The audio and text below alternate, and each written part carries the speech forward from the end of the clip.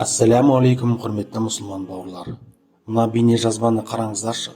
Бұл бейнеде көлікпен келген әкелеріне қақпаны ашуға тез арада шықпаған балаларына ашуланамын деп қайғыға батуға сәл-ақ қалды. Көріп тұрғандарыңыздай, бұл кісі көлікпен сырттан келіп бірнеше рет сигнал беріп, ешкім шықпаған соң қатты ашуланады. Қараңыздар, ашудың салдары қандай болатындығын. Кішкентай қызы қақпаны ашуға жүгіріп шығып, жақындап қалып еді, бірақ әкесі күте алмастан қатты ашуланып, үлкен жылдамдықпен қақпаны соғып кірді.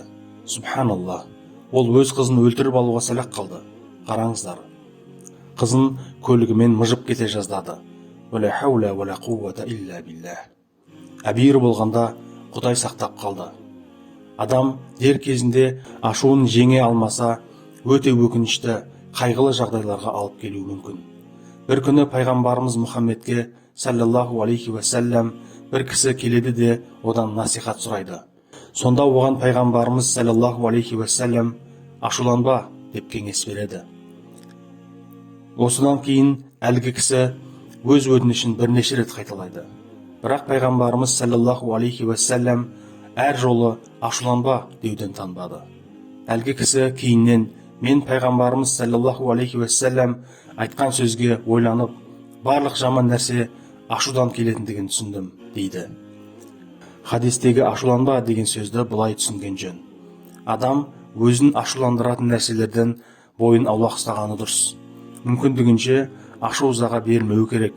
Ұсақ түйектерге мән беріп, өзінің және өзгелердің мазасын алмау керек.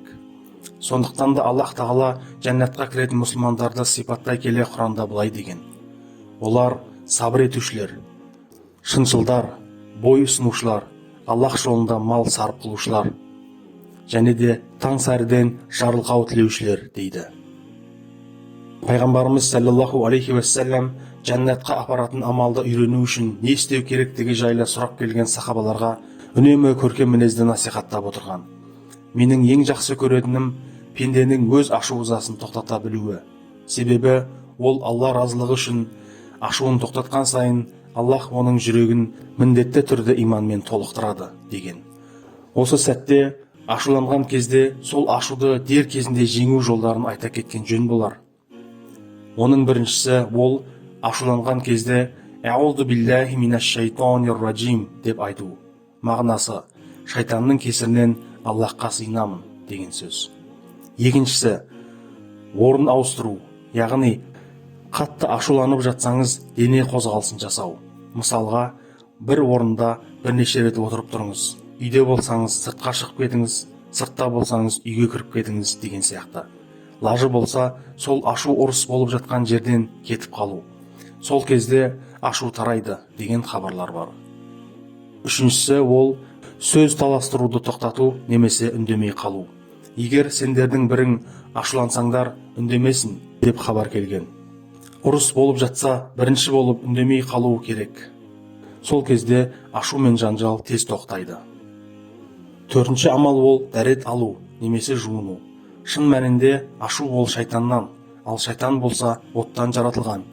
Ал отты су өшіреді. Егер сіздердің біреулеріңіз ашуланса, дәрет алсын, деген. Бесіншісі, ашуын ұстай білген адамға Алланың берер сыйын еске алу. Ашуын еркіне бағындырып ұстай білген адам үшін Аллах тағаланың берер сыйы мол. Аллах тағала Құран кәрімде олар кеңшілікте де, таршылықта да Аллах жолында мал сарп қылғандар. Сондай-ақ олар ашуларын жеңушілер, адамдарды кешірім етушілер, Аллах жақсылық істеушілерді сүйеді, деген. Ашуды жеңудің алтыншы амалы ол Алланы көп еске алу. Аллах тағала Құран кәрімде сондай иман келтіргендер, Алланы еске алу арқылы көңілдері жай тапқандар. Естеріңде болсын, Алланы еске алумен жүректер тыныштық табады, деген. Яғни адам баласы Алладан кешірім сұрап, оны еске алу арқылы жүрегі тынышталып, ашуы тарқайды. Жетінші амал ол ашуланудың зардабына көп мән беру. Ашудың соңында тудыратын қатты өкіну сезімін, кек қайтарудың жамандығы жайлы оңайлықпен кетпейтін ауыр нәтижелер келтіретіндігін ойлау. Яғни ашулану ол бір қиындық екендігін қабыл ету. Мұның қиындығын арттырып, басқа да қиындықтарға жол ашпау керек. Мәселен, адам өлтіруіне, түрмеге түсіп қалуына, отбасымен ажырасуына және тағы басқа үлкен зияндарға ұшырап қалуына. Сонымен, жоғарыдағы насихаттар мен нұсқауларға сүйене отырып, ашуымызды ақылымызға жеңдіре білсек, нағыз мұсылмандық көркем мінез паш еткен боламыз. Аллах біздерді сабырлылардан болуымызды нәсіп етсін. Әмин. Құрметті бауырлар, егер видео ұнап жатса, лайк басып, пікір қалдырып, және достарыңызбен бөліссеңіздер, нұр үстіне нұр болар еді. Хадисте келгендей, кімде-кім жақсылық жасауға жол көрсетсе, сол жақсылық жасаушы адамның алған сауабындай сауап алады. Құдай қаласа, арнамызда көптеген пайдалы және қызықты видеолар шығатын болады. Біздермен бірге болыңыздар. Ассаламу алейкум ва рахматуллахи ва баракатух.